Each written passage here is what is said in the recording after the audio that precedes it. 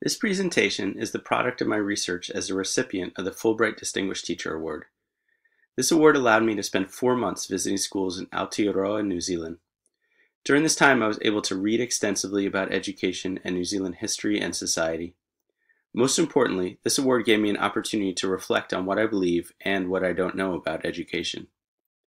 The phrase grammar of schools is from Tayak and Cuban's book Tinkering Towards Utopia. More on that later.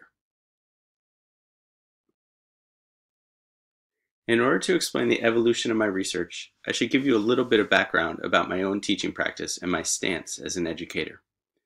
My work in multiple schools has allowed me to explore different avenues for making school a more meaningful experience for young people. For the past 10 years, I've taught in a diverse inquiry and project-based high school in Philadelphia. One of my core beliefs is that school can and should be more than an experience that everyone is trying to get through. Instead, I believe, and I work to create, an experience of school that is about meaning, empowerment, and transformation. One of the ways I work to do this in Philadelphia is by having my students create work that has meaning beyond the walls of school. We've done this by participating in larger public projects such as the Replacing Project. This type of project allows student work to stand alongside the work of professional artists and intellectuals, and it demands that students produce high-quality products.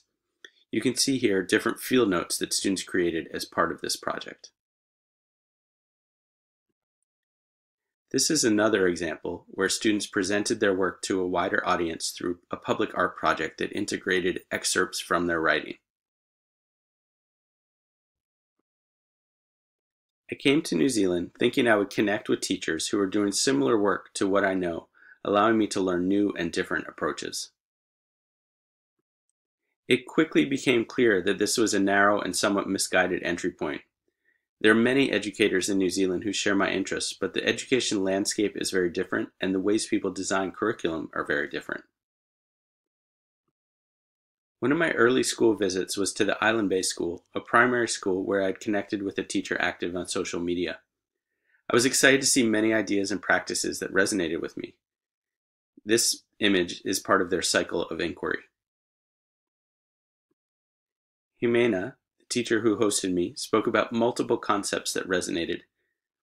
This was a great visit, and it left me wanting to learn more about secondary schools and different ways teachers work to engage diverse student groups. In the following months, I visited many secondary schools and learned a lot more about different cultures in New Zealand and the varied landscape of secondary education near Wellington. I saw teachers creating engaging curriculum and interacting with students in thoughtful and caring ways. At every school I visited, I learned something new.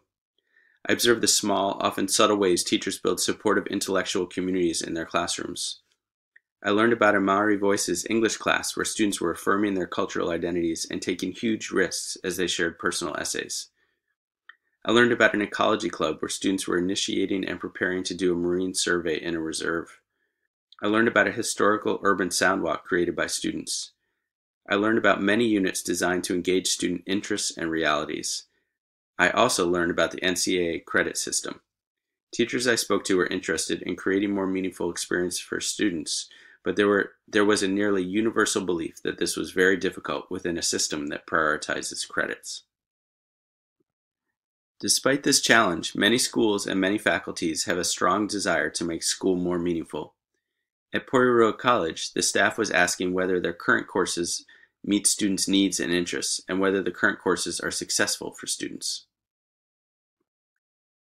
At Haratonga College, the senior management team had asked faculties to investigate whether they were boring students and/or crushing student creativity. At Kapiti College, the English faculty was interested in making learning more relevant and engaging for students. My research also included a range of books and articles. These sources helped me think more about education for diverse student groups and what it means to decolonize education. These books challenged me to think more deeply about the purpose of education and the different ways schools replicate an unequal social order. In Decolonizing Aotearoa, Moana Jackson pushes us to rethink school beyond the shallow idea of preparation for a career. She says, Until education is seen as something more than a kind of glorified preparation for one's place in a market-defined hierarchy, the current education system will continue to fail our Mokopuna. It will fail them because it will not enable them to think critically, to ask questions, or to recognize the fullness of who we are and might be. Anne Milne challenges us to think deeply about the lasting effects of an education system that retains a colonial value system. Over time, culturally different children are deprived of the everyday reinforcers of values that are central to their culture's worldview, and children deprived in this way of a developing and shared worldview have less understanding of who they are, where they are going, and where in the world they might have a value as individuals and as group members. Richard Wells's book, A Learner's Paradise, was interesting for different reasons. He arrived in New Zealand after teaching in Britain with a set curriculum, and he views New Zealand schools as places where teachers are trusted to do their own jobs. His views contrasted with what I heard from many secondary school teachers. All of these sources, and my work with teachers in schools, led me to revise the focus of my project. I realized that a common desirable vision was the idea of meaningful learning, and that creating more universal meaningful learning experiences means changing what Tyack and Cuban referred to as the grammar of schools. Ultimately, my project is about the different ways we can support more teachers to create meaningful learning experiences for their students. In the system I know in Philadelphia and in New Zealand schools, there are legitimate obstacles that steer people away from creative pedagogy. Yet in each system there are teachers who are finding ways to create meaningful experiences for students. I want to know how we can support more teachers to do this. Here are my findings. My main finding is that teachers need personalized support in order to expand their vision of classroom learning. This is in some ways intuitive, but I think we often overlook the fact that once someone is situated in the classroom, they will not grow unless they find inspiration, have mentors, and are pushed to rethink their beliefs about school. Teachers are subject to large amounts of training and compliance-based work. Too often this work does little to improve their craft. During my time in New Zealand, I was able to work with teachers sharing models of meaningful work, encouraging teachers to expand their practice and to plan for engagement. This work was effective because it was not imposed, but it was built on relationships. Talking about changing school in these ways is talking about increasing teacher agency. Teachers need different forms of personalized support and mentorship in order to succeed, while they are also given freedom to design, explore, and create. The result is that students have more agency and school becomes a place that affirms young people's cultures and humanity. Some of the specific but often overlooked ways that teachers can benefit from modeling and mentorship are in building authentic, intellectually rigorous classroom communities. This means examining often ingrained ideas we have about compliance and the goals or grammar of schooling.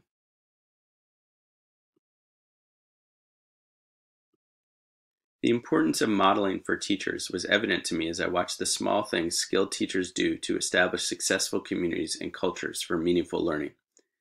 These are the things that teachers don't get to observe from others once they are in their own classroom, yet they have a huge influence on the learning of a class.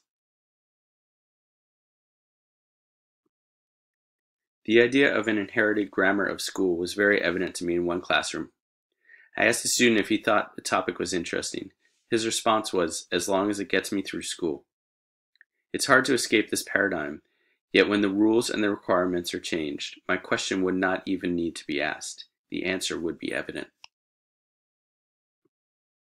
By encouraging teachers to restructure curriculum and redesign learning in meaningful ways, and by also providing the personalized support necessary for teachers to do this well, the entire experience of school can be transformed.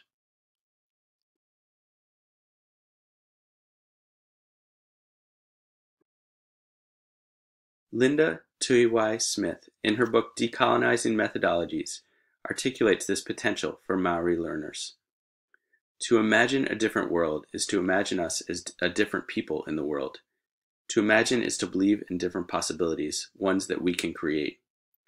Schools would be truly magical places if this was how we define what it means to learn.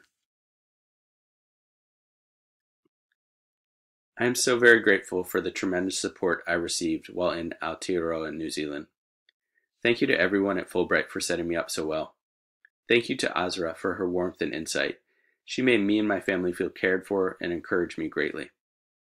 Thank you to the Faculty of Education at Vic for hosting us.